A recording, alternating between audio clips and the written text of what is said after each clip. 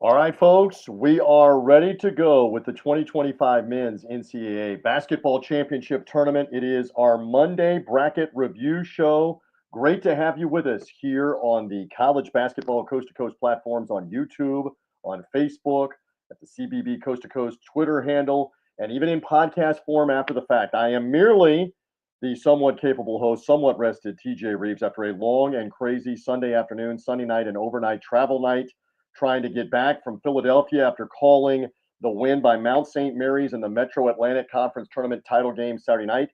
They're a 16 seed playing in Dayton. They may be playing Duke. I called that game.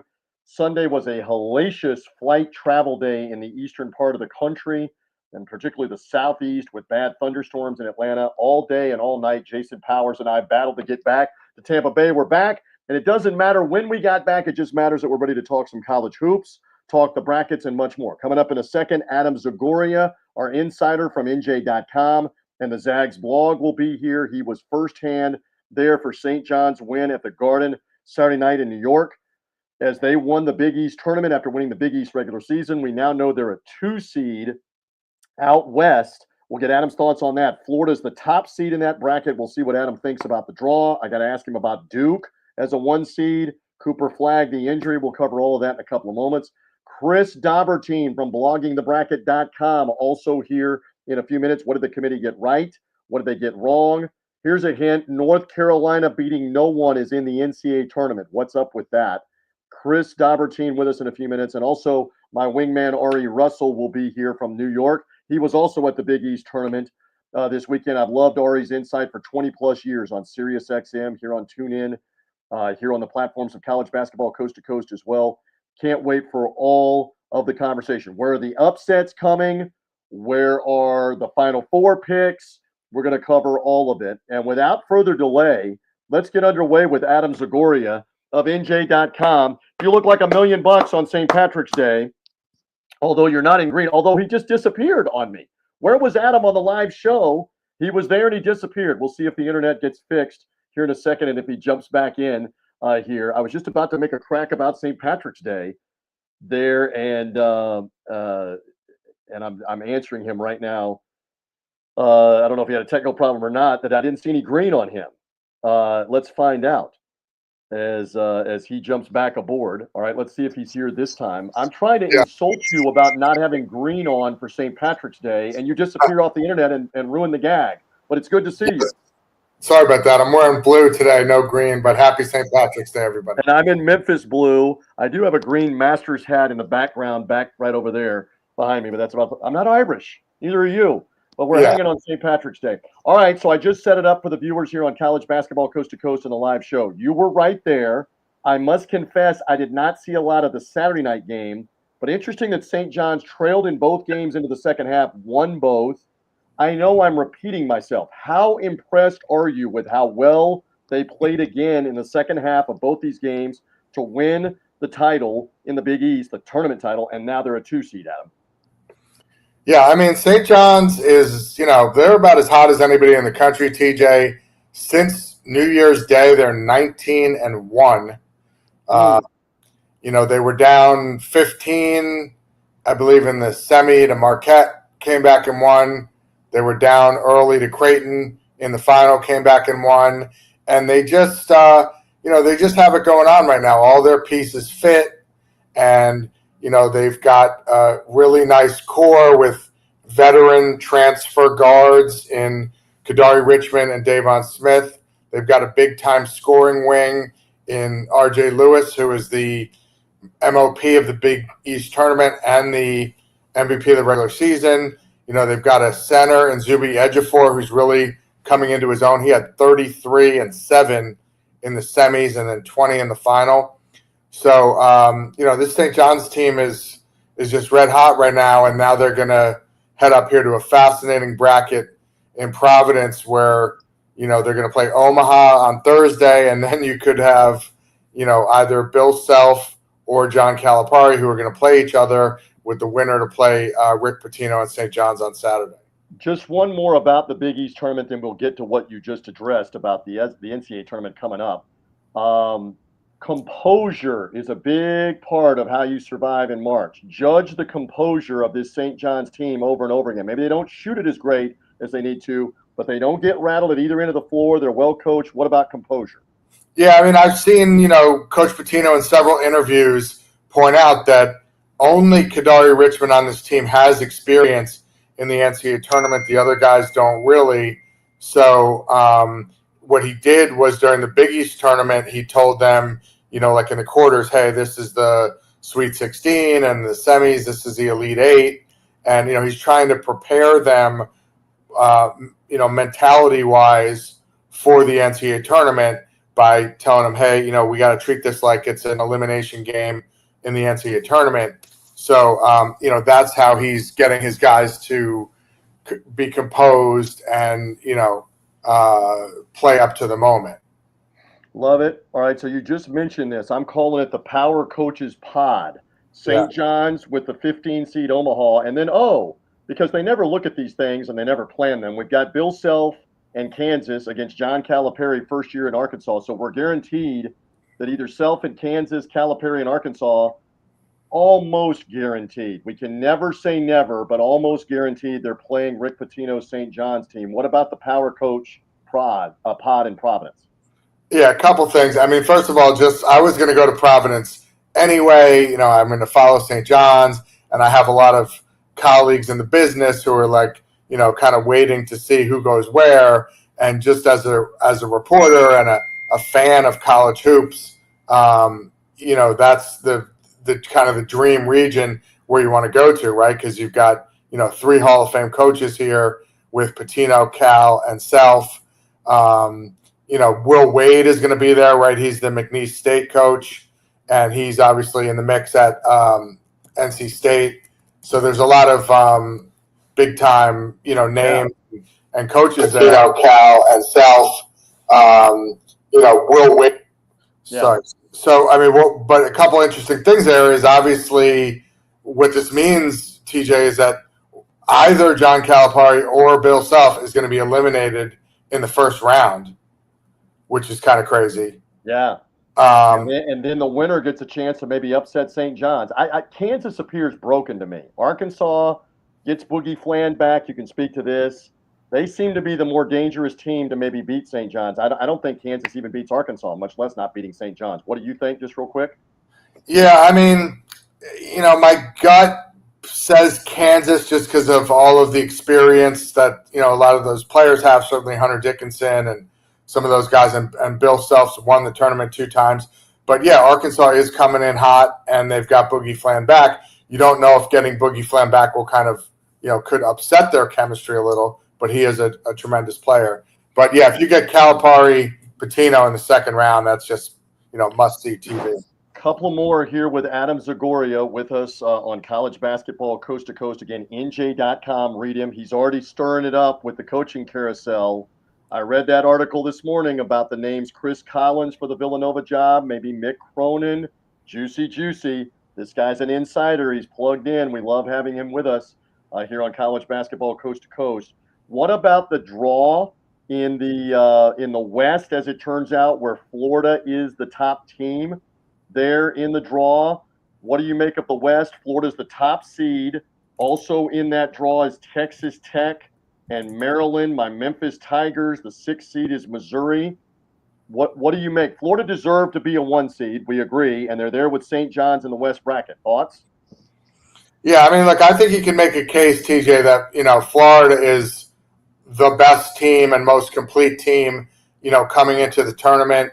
They scored 285 combined points in wins over Missouri, Alabama, and Tennessee in the SEC tournament. I've heard a lot of, Seth Greenberg and a lot of analysts kind of comparing them to UConn in recent years, calling them the Noah's Ark of basketball. They have 2 players at every position. They put up a lot of points, and, they've got a tremendous guard in Walter Clayton and the big guys.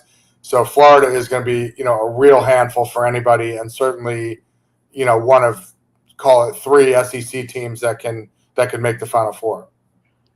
One more, Duke. We see that up on the screen as we do this live on a Monday on the Bracket Review Show on college basketball coast to coast. Duke in that East bracket, again, Alabama at the bottom of it, along with Wisconsin as the 3, Arizona as the 4, Oregon the 5.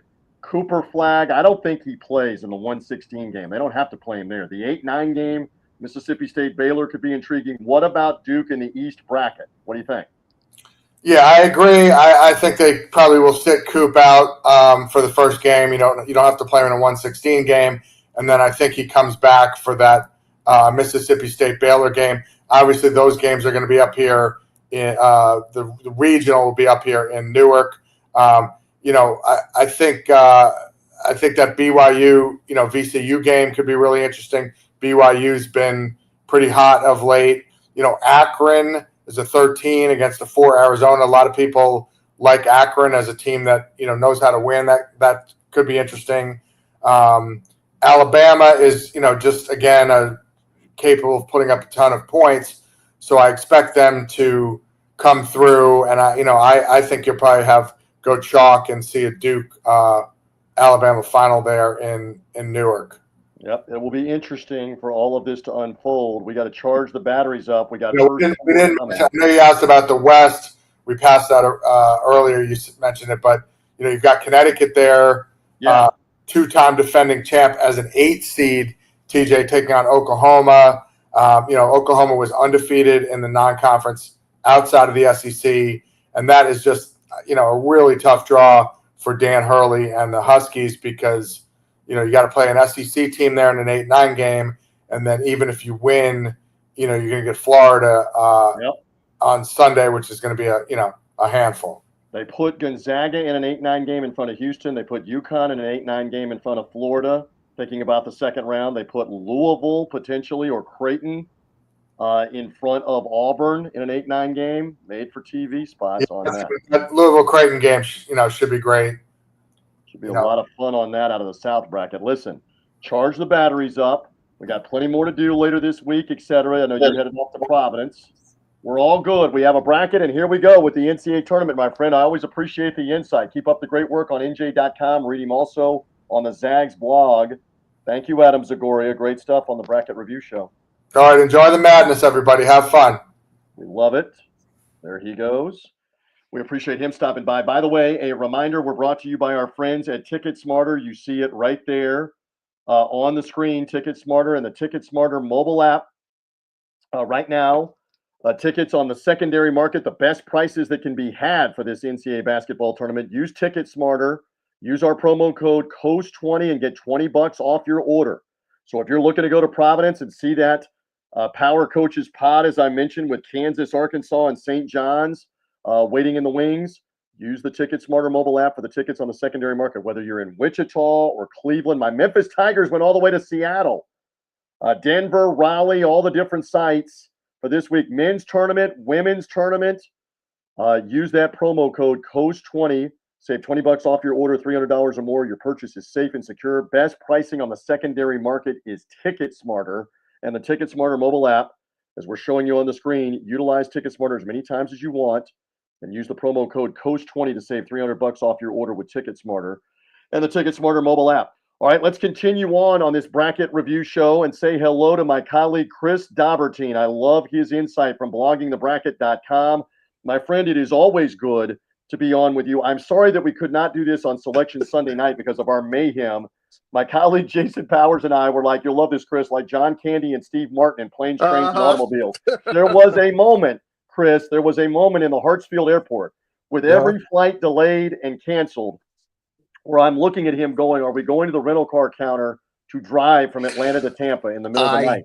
Because of work duties today. I don't know, Chris, that we would have ended up in the back of the pickup truck with the hogs like John Candy and Steve Martin driving on Planes, Trains, and Automobiles with the family, but we were contemplating that. We got home. We have a bracket. It's good to be with you. It's good to talk to you about all this. Glad to be with you, TJ. I had a similar situation trying to leave South by Southwest in 2016 where we missed the flight because, security was a mile long and we missed it.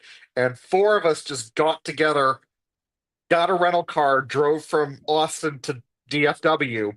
During that time, I'm explaining, bracketology to everybody in the car. You can never have enough breakdown, but yeah, you had to do that. You had to go rental car, make it work. But yeah, so yeah, a few hours late, but we made it back to Chicago. Well, and we've only had a few hours sleep to digest what we saw from last night. I always love this with you. So let's start with the number one seeds. I would assume that you agreed with all of this, Chris. Yeah. Florida deserved it because they won the SEC tournament to round out Houston, Duke, and Auburn. Yeah. Oh, absolutely. I mean, it was the case where it was going to be either Florida or Tennessee. If you actually think about, the way that things are kind of done by the committee, there could have been a different answer. But, that's kind of what they went with. That's what they stuck with ever since, the reveal back 4 weeks ago. So, not paying attention to really the last 10 or 15 games of the season, I think is really one of the biggest things that has really kind of jumped out of me as being a flaw in the selection, seeding, bracketing process in this present era of college basketball with the transfer portal and a lot of team changes. I know you lean Florida. I more than lean Memphis. I go off the high dive in the deep end with Memphis. Yeah. Okay, throw any orange and blue fandom out the window. Yeah. How impressive was that to bury Missouri, Alabama, and Tennessee in the second half like they just did in Nashville? It's not everything, but how impressive was it for the Gators? This is a team that, to me, really understands how to make adjustments. And one thing that, putting the fan hat back on, one thing that drives me crazy about Todd Golden is there's a lot of times when he does not call timeout when they absolutely need one. That happened once in Sunday's game.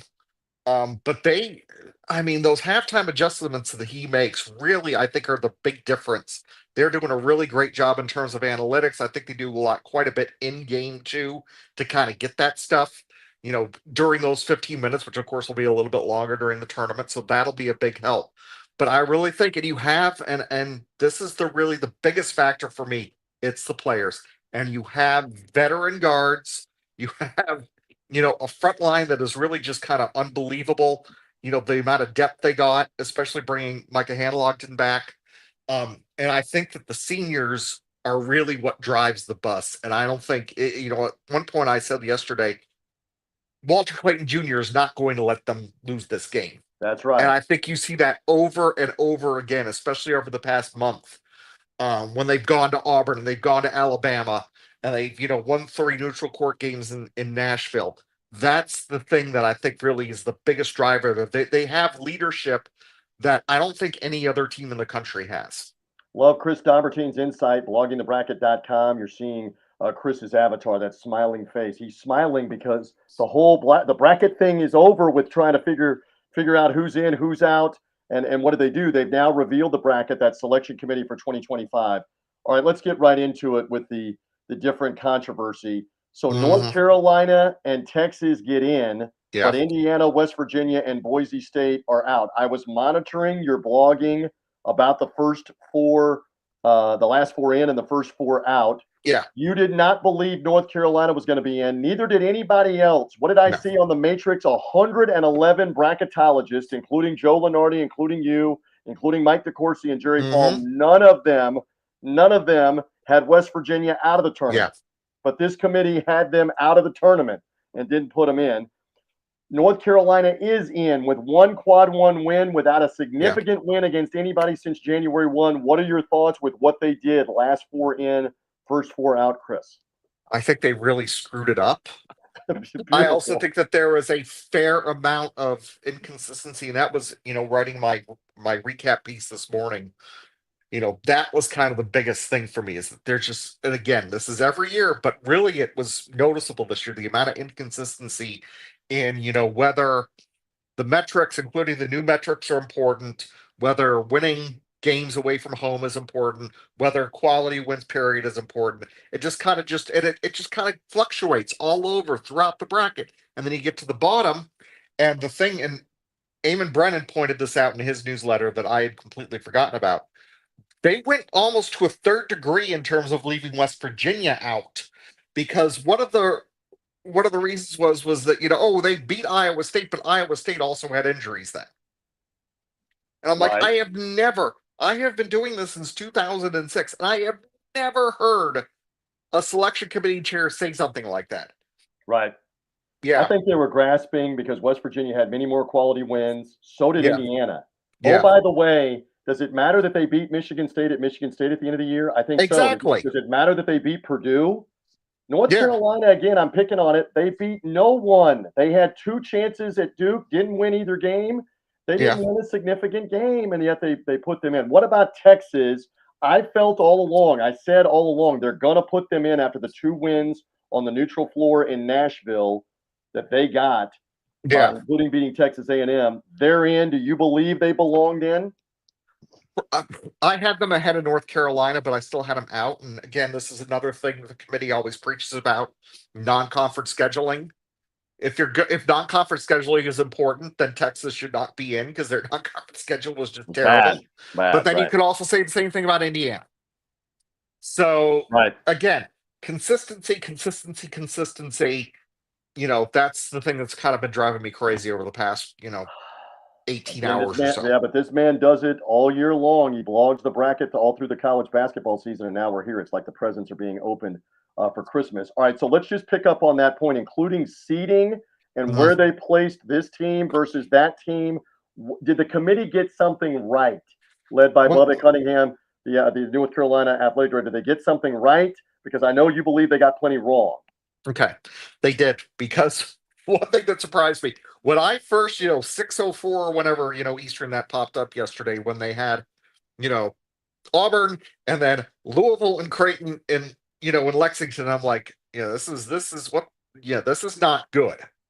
And that first, going through that entire first South region, I'm like, I don't like what I'm seeing here.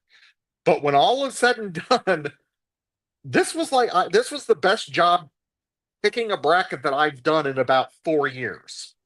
So yeah, I was able to kind of figure out, anticipate, a lot of the things the committee was going to value and where they were going to value it, but it still wasn't consistent enough to be, Yeah. any better than that. And bear in mind, they had to deal with 14 Yeah. SEC teams. 14 of the 16 made it, and they're trying to avoid second round matchups by policy, Chris, of the Yep. of the same conference. But it's almost impossible with 14 teams, It right? Speak to is. that again, real quick. It is. Yeah, because I'm looking through it here. I mean, Florida's going to have one potentially against Oklahoma if, Yep. Oklahoma can beat UConn. The first one that really jumped out at me was Alabama Vanderbilt. And Vanderbilt, I Mhm. thought was a team that had slid down and was going to end up being in Dayton, and they end up getting in safely. And when I saw that, I said, yeah, that's going to be good news for Arkansas, Oklahoma, and probably Texas. That actually happened. You're going to have. Yeah, it's really kind of very difficult to do. And even if you had gone back to how they used to bracket things, you would have still had a very difficult time, trying to separate teams simply based on, keeping teams away from each other from the same conference Sure. till the Elite Eight and all that, because you just have too many teams. Yeah, because the Big Ten and the SEC have 57 teams each, and so it's. Yeah. I'm exaggerating. Yeah, you're trying to figure all that out. All right, I was curious about this. Again, obviously, I'm biased. There were a lot of possibilities where Memphis could go Yeah. after winning the American Conference Tournament, like Wichita, like Lexington, like Raleigh, that are around them. They're in Seattle, my friend. Yeah. Explain further. I understand the why, but explain further on why Memphis, being a fifth seed and beyond, made this possible, and they shipped them out to the Pacific Northwest.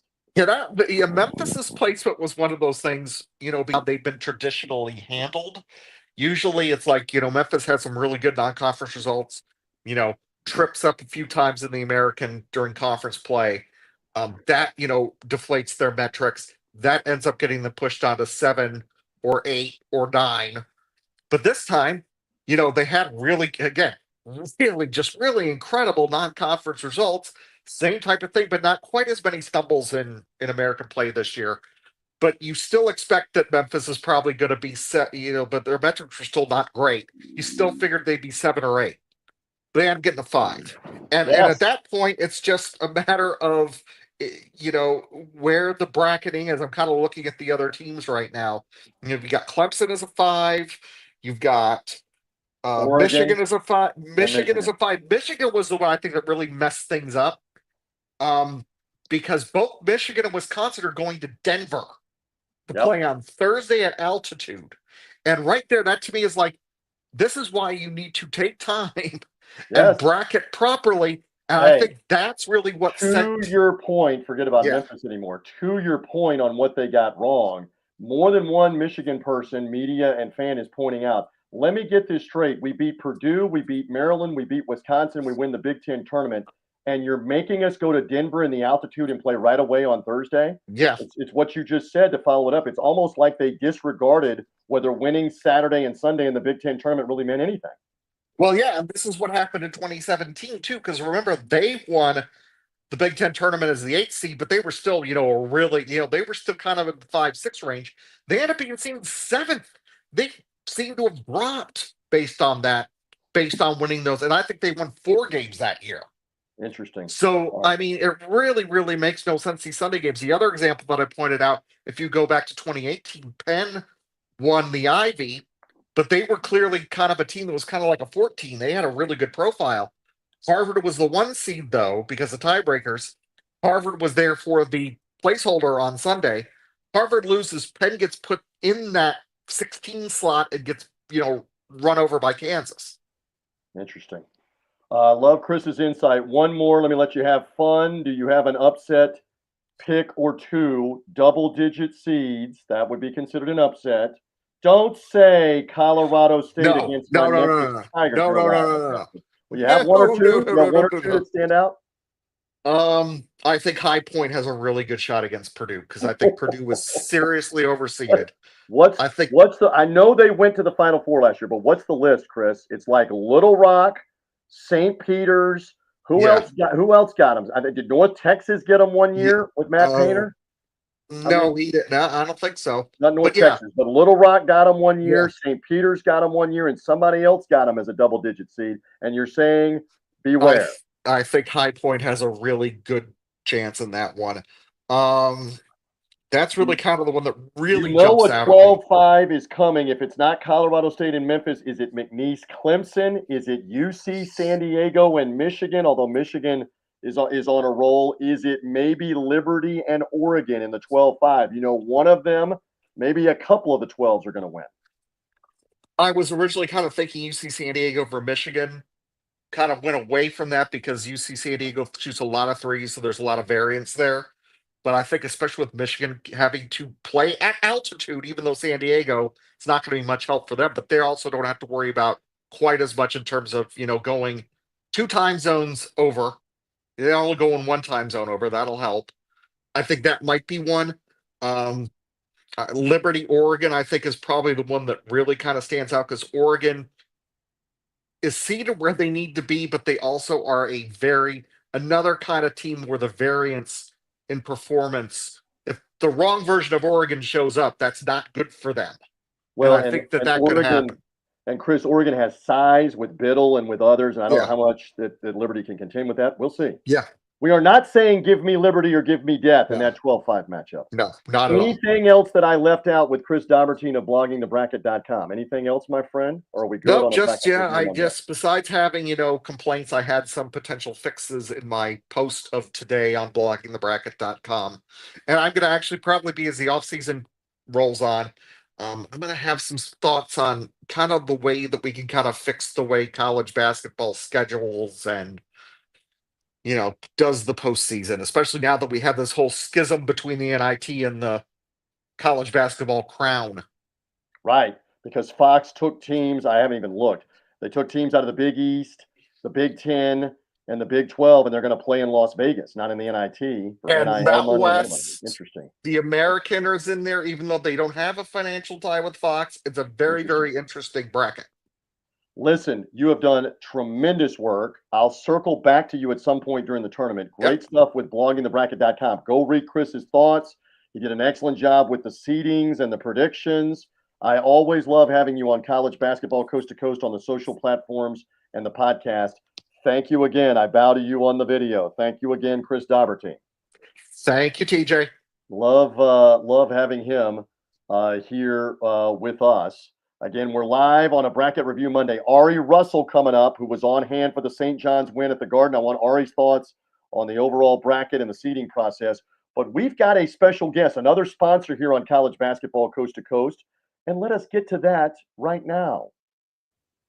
All throughout March, we love talking about the hoops, but we also love talking about one of our title sponsors, Go Sleeves, and their therapeutic sleeves for the knees, the elbows, the calves, and much more. But better than me to tell you some about this, let's bring this guy in because he's not only part of Go Sleeves as a co-founder, he's a big hoops guy. Roy Carrillo, good to have you here on our College Basketball Coast to Coast coverage. It is March, my friend. The mayhem is upon us, and I know you're excited like I am and all the college basketball fans are.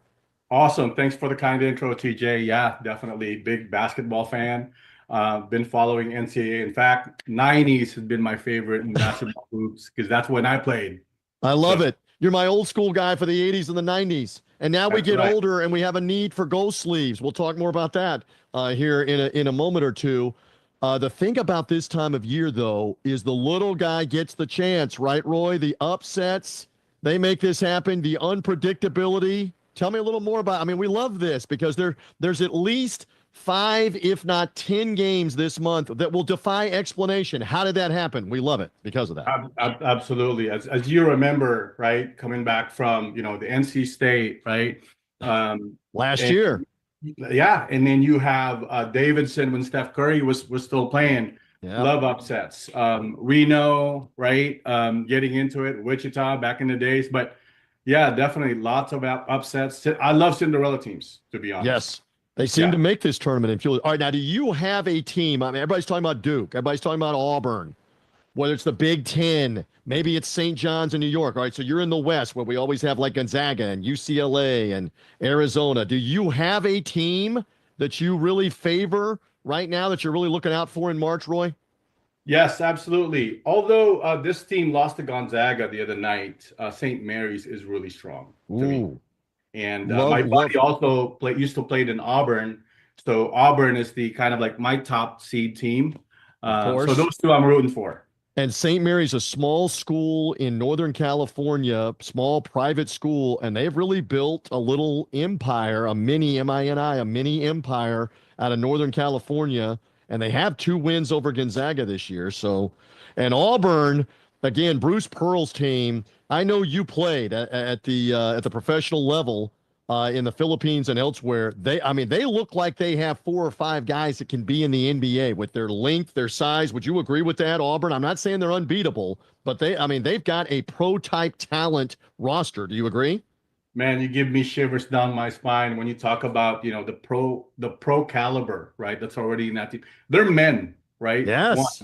It reminds me so much of, remember the UNLV team? Yes.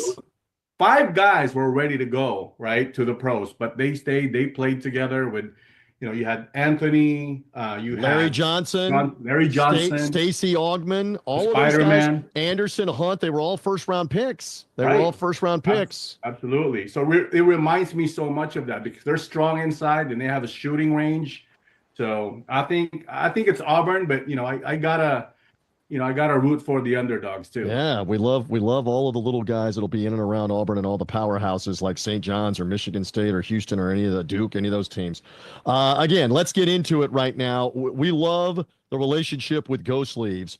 And again, my hand is up. When you get older and you're trying to work out and you're trying to play weekend basketball, if you're jogging, you're playing pickleball now, these therapeutic sleeves, the kinesiology technology for the knees, for the elbows, for the calves, tell them more about why it's going to help you with Go Sleeves when you're playing, and not only when you're playing, but the day after, or maybe even a couple of days after, why it's going to help.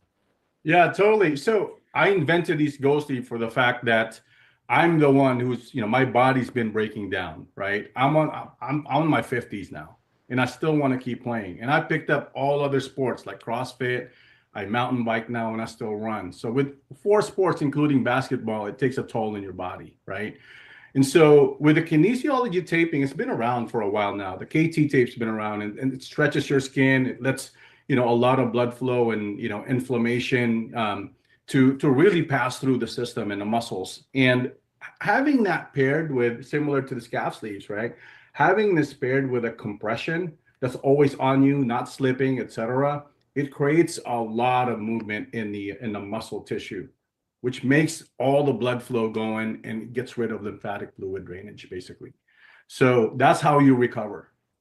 That's the biggest key. And again, he's showing the video audience the sleeve for the calf, but you've got these for the knees. You've got them for the elbows. Again, if you golf, if you play pickleball, if you play tennis, these are here therapeutically to help you not only play better, but let's say you're having to play in a tournament in a couple of matches in a row or 3 days in a row, you got to play golf. You might be playing in a 2 or 3 day tournament.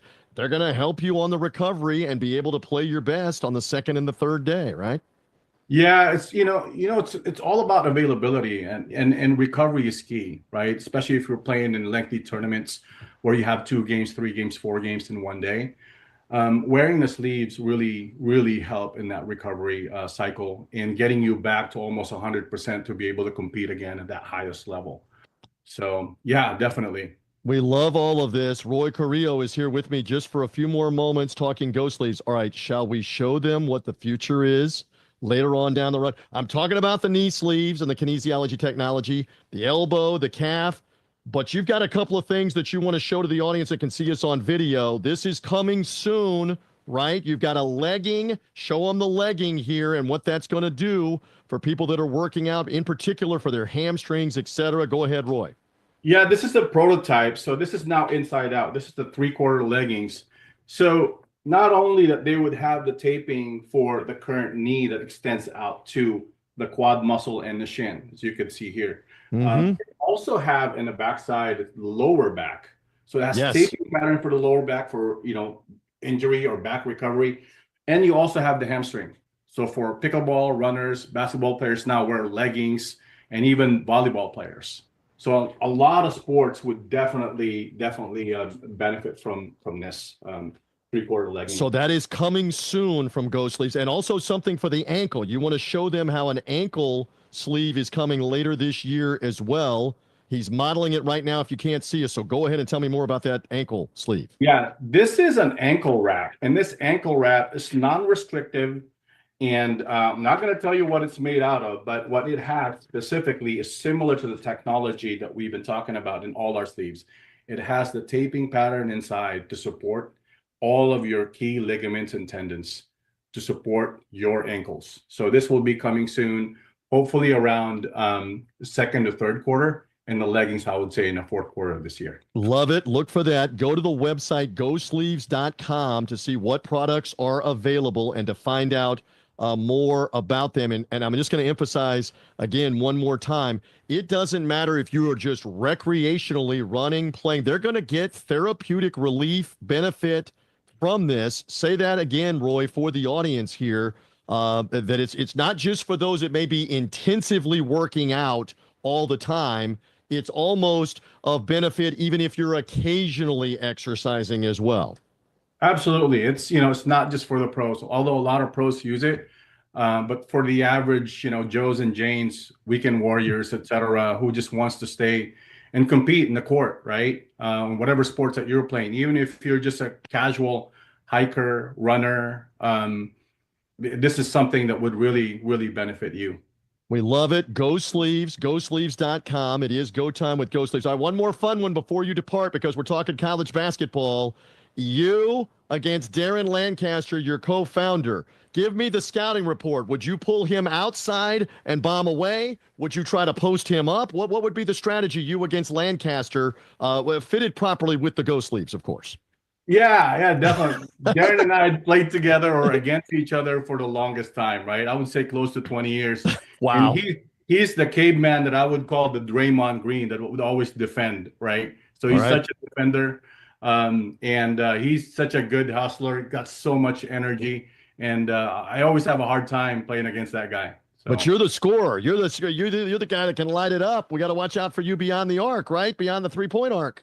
I try to be an all-around player. It's not that my game is Michael Jordan, but what I'm saying is that a lot of kids should learn how to shoot, drive to the hoop, and dribble and be able to pass. So fundamentals are big. We love it. Great stuff here. Love it about all the Ghost Leaves. Roy Carrillo, thank you. Good luck with everything that's happening. We again mentioned ghostleaves.com/TJ is a promo code. Happy March, my friend. Here comes the madness and all the games. Thank you, Roy, and good luck with Ghost Leaves. Thank you so much, TJ. Let's go, St. Mary's. Love all of it. Great stuff there with Roy. And St. Mary's got an interesting draw out of that East Regional as the 7 seed. There with Alabama kind of lurking in round number 2, Duke at the top of it. And we thank Roy and Darren Lancaster and everybody with Ghost Leaves. You see on the screen, the promo code is ghostleaves.com/TJ for a discount for the knees, the elbows, the calves. And you saw a little glimpse into the future with the ankle wrap that they have and the legging that's going to help with the hamstrings and the quads, etc. GoSleeves.com to find out more. They are proud sponsors on college basketball coast to coast. We'll be here for a few more minutes. Let's welcome in my wingman, Ari Russell, who's been with me for like 20 years, Sirius XM, as well as tune in and right here on the platforms of college basketball coast to coast. My friend, we have a bracket. Happy Bracket Review Monday. How are things? Pretty good. Just getting out of traffic and parked and able to jump on with you. I love it. The NYC and combat driving. I had my own travel fund last night. And am I to understand you were chauffeur Uber for your sister trying to get her to and from the JFK airport, which might be a little less exciting than like Star Wars when the Millennium Falcon's going through the asteroid field. You're trying to get to JFK and then get back. It's pretty much with all the construction getting in there. Yeah, it is like that. Getting through the asteroid field feels like that. All right, we have a bracket. Did they get it right, Ari Russell, on the 4th number 1 being Florida after the SEC tournament win?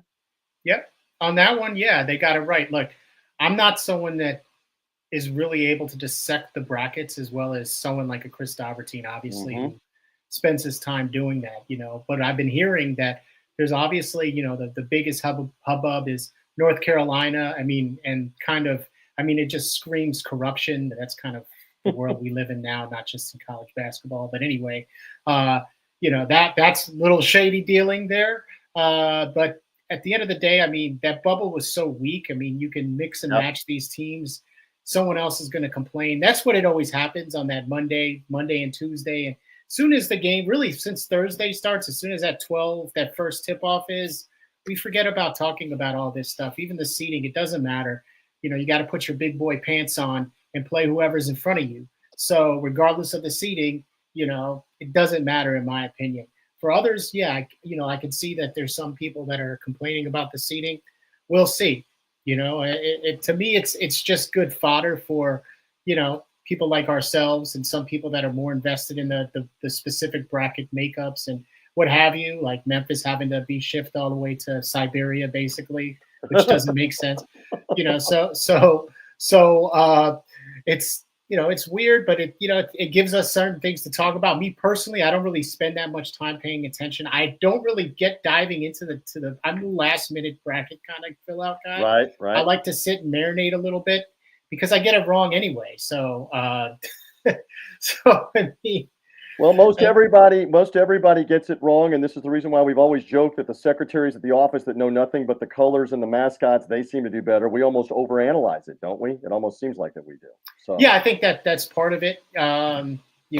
This one's interesting because there's a lot of teams that possibly could get to the Final Four. Again, there's always upsets. You never know when it's going to be an upset. Injury is going to play a factor in it. Obviously, there's some key injuries going into this tournament with a lot of teams. A lot of the top ranked teams have, obviously Duke and Flag, and obviously Alabama and Nelson.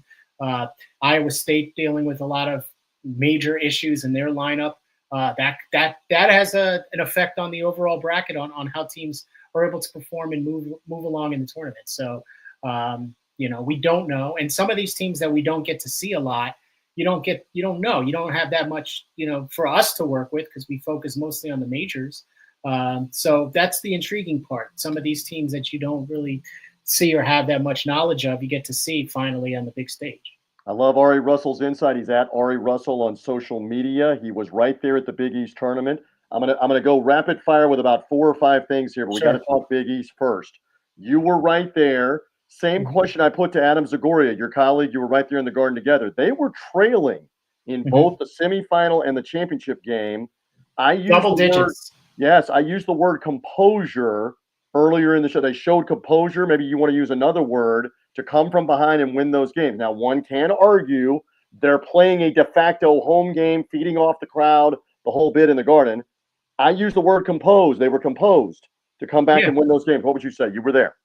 What's composed? It's mental toughness. It's just the kind of the trust that the teams have with each other and their ability to adjust to varying game plans and kind of seeing what is given and what is allowed, and then they make the adjustments accordingly on both sides of the court. You don't see that too often. They're able to make these adjustments on both the offensive end to figure out where the seams and where they can attack, and then on the defensive end on where they need to actually defend, who they need to defend, where. So they kind of let the game. That's why I feel like they get behind a little bit because they're trying to figure out what the other team is throwing at them, and then they make the adjustment and then they execute. So the composure is part of it, the mental toughness, and then the preparation and the ability to make the adjustments are all part of that kind of collective there. Again, I love Ari Russell's insight because he was there. I push people to go to the College Basketball Coast to Coast YouTube channel. You did a tremendous job in the locker room after the game of getting player interviews. Davon Smith was one of those players. He's been injured. He was a big key, though, to them winning the semifinal and the championship game. Tease it for them to go find the interview on the CBB Coast to Coast on the College Basketball Coast to Coast YouTube page that you did with Davon Smith. Real quick. Yeah, I just spoke to Smith briefly after they won the Big East Championship. It'll be on the YouTube page. Maybe you're watching it live now. You just go to the shorts. It's one of the shorts. You'll see him there. Davon Smith, is there. It's tagged. So I spoke to him. I also spoke to Zuby Ejiofor. That was tough because it was really loud in the locker room, but I got kind of the scene behind what was making that noise. And then I also spoke to Aaron Scott, who's their 6'8" guard forward, and another key member of this team. Scott is kind of like the glue, isn't he? You got that impression in talking to him? The whole team is like the glue, but he's one of those guys that does kind of all the little things a lot of these guys do the little things, but he does a lot of the little things. He'll hit some big shots. He can shoot the three. He's not afraid to. Again, he's 6'8", but he's a swing 6'8", true kind of swing three guy, but also can guard fours because he's got some long arms. But yeah, he does all the little things, always getting the loose balls, etc. So yeah, he's a guy that you should keep an eye on as well, Aaron Scott. Let's move to the bracket. I talked to Adam about this. I want your opinion. So we got the Power Coaches Pod that I'm talking about in Providence. So St. John's is the 2. They're 99% going to beat Omaha and be in the next round. And then it's Kansas or Arkansas with Bill Self in Kansas, John Calipari in Arkansas. Your thought on that real quick. A lot of experience there. That Arkansas-Kansas is a very intriguing matchup, especially with Arkansas getting, sensational 5-star freshman Boogie Fland back. That's a huge addition for Arkansas because you kind of forgot that they were winning some games down the stretch without him. But now that he's coming back, that's a huge addition to Arkansas going in. And Kansas obviously, had that one win at the end of the year against was it Arizona? But was kind of flailing a little bit. They obviously didn't go as far as they had wanted to in the Big 12 tournament. It's both of those teams kind of were going in different directions, I think, at the end of the year. To me, it looks like Arkansas probably is an advantage here. You never know. Kansas, again, the number 1 overall team in preseason, but they sure as heck weren't playing like it for most of this year. And again, I harken back. I was there in 2012. I don't think you were with me, but I was there in 2012 for the Final Four in New Orleans, and that's Calipari and Kentucky beating Pitino and Louisville in the semifinal, and then beating Bill Self in Kansas in the championship game. Right. That is now 13 years ago. But here we are that either Bill Self in Kansas and John Calipari with his new team, Arkansas, are going to be in the second round game with St. John's and Rick Pitino. That'll be fascinating. with those Yeah. matchups this weekend. That's for sure. Yeah, for sure. For sure. All Yeah, right, I mean, real quick. that's a good one. Yeah. Real quick, let's cover a couple more things. Your take: North Carolina and Texas make it, but Indiana, West Virginia, Boise State out. How is West Virginia out with 6 power wins over the quad one? Some great out of conference wins, and North Carolina with 1 quad one win is in. We know it's political. We know it's a vote. What are your thoughts on all of that? Yeah, I mean, I think that West Virginia probably. I think a lot of people were giving the eye test, and let's be honest, like they didn't play that well in the last quarter of the season, West True. Virginia. So I think that's what they were looking at them going in. Indiana was actually playing a lot better in the back end of the season, but they had a rough stretch kind of a little bit beforehand in the third quarter of the season, right? So I think that kind of hurt them a lot. Plus, they fired their coach, et cetera. That may have also played into it. Boise wasn't going to get the benefit of the doubt no matter what, because they're in a lesser. Yeah, clearly, you're going to take Indiana and Texas over Boise. Right. It just is the case. Keep going. Texas, I think played themselves in the last week. I think to get in. I think they played themselves in. And North Carolina, I mean, this is what stinks. This is what's rotten in Denmark. It's just. I mean, you can't have the committee head, and you can't and this is like the controversy here. It's like, well, he stepped out of the room. I mean, come on, man. I mean, seriously, the head guy, he stepped out of. I mean, what is this? It's like Vito Corleone wasn't in the room. Vito wasn't there, but Michael. But the hit came out anyway, right? Exactly. So but the thing is, he comes back in the room, and he's looking at them, and they're looking at him, and he's looking at the board, and they're not on it. North Carolina, and he's looking at them, and they're looking at him. It's human nature. That's what you're saying, right? Part of the influence. I mean, look, again, they did again as far as how they played at the end of the year, minus losing to Duke off a crazy lane violation, basically. Even though they didn't have Cooper Flag, I feel like people think that they passed the eye test. Again, it is North Carolina. It's a blue blood brand. It's going to get the benefit of the doubt. Doesn't hurt that you got an inside guy that's in the committee that was out of the room at the point. Again, it's not going to matter if they lose in the first 4 against what they play Xavier. San Diego State. San Diego State. Sorry, Texas plays Xavier. Right. They play San Diego State. If they lose in that first round, everyone's going to be like, see, it should have been West Virginia or whatever. It doesn't matter. Is it a team that's going to make the Final Four? Maybe. Most likely not. Right. There have been teams emerge from the first 4. Virginia Commonwealth did it. UCLA did it in the compressed tournament 4 years ago in Indianapolis when it was all there with no travel. Much easier to do in that circumstance. But North Carolina, stop talking to anybody in these processes about wins. They beat no one after January 1st. The ACC wins not against Duke or Clemson or Louisville didn't matter.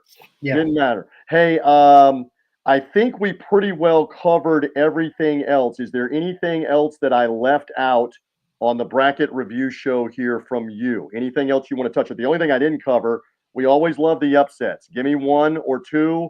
We know a 12's beating a 5. Are you going to say Colorado State against my Memphis Tigers? No, I let Tyler do that last night coming out. I know, and then Matt Zimick did it too. What about Will Wade and McNeese? Yeah, that was the one. I was looking at the Will McNeese and Clemson is going to be a cute one to pick. I think Grand Canyon in Maryland is another one that people are going to start looking at. But outside of that, I'm not really. I think Drake against Missouri and 11 against the 6. Yeah, I don't. Okay, so now we're getting to a point where the 8, 9, 7, and 10s and 11, 6. They're too equal. So I don't really look at that as a massive upset if Drake pulls off. And now we're at a point.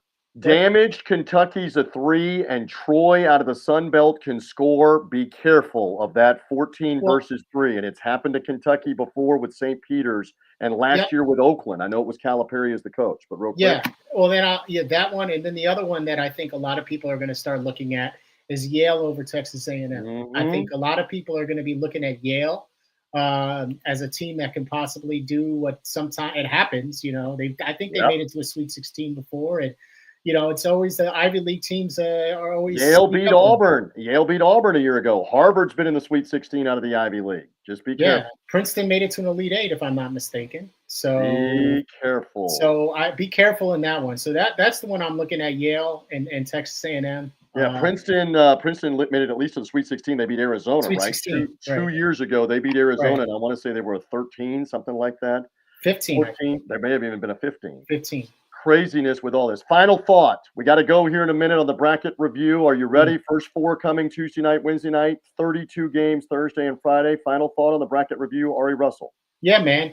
Excited to get it going. I feel bad for Florida because they put St. John's in there, and I think and I tweeted about this earlier, because they've been playing the best basketball, but they put St. John's on their side, and St. John's is a matchup nightmare for Florida considering their perimeter game, and that's what they've been dominating everyone off of, and St. John's just happens to be probably historically good at guarding the perimeter. So it's one of those great kind of matchups to see. And that's why I have St. John's in my Final Four. It's mainly because it's Pitino, and it's going to be hard at that point, at that level, to coach against the guy that has that much of a pedigree.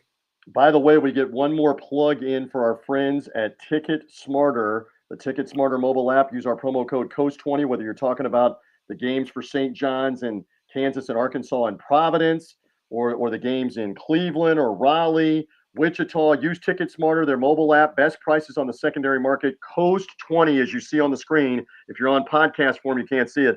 But the social media platforms use COAST20 to take $20 off your order of $300 or more with Ticket Smarter to get in the games in Denver, in Seattle, on and on down the list. Raleigh, I may have mentioned that one. Wichita. Use Ticket Smarter. Best prices on the secondary market. Purchase safe and secure. Promo code COAST20 takes $20 off an order $300 or more with Ticket Smarter. With that, my friend, let's see the first four get underway, and then we've got 32 games on Thursday and Friday. Ari, keep up the great work. They need to lock in on the YouTube channel, College Basketball Coast to Coast. Great stuff. We got much more coming later in the week, right? We look forward to this. Throw the ball up. Let's go. Let's get it underway, right? Yes, indeed. We love it. And we thank all of you for watching. Thanks to Ari Russell. Thanks also to Chris Dobbertean, bloggingthebracket.com, our insider, Adam Zagoria, NJ.com. I'm merely TJ Rives. Follow or subscribe on the podcast feed, College Basketball Coast to Coast, YouTube channel, as well as social media, College Basketball Coast to Coast. We thank you for being with us on this bracket review show. Bye.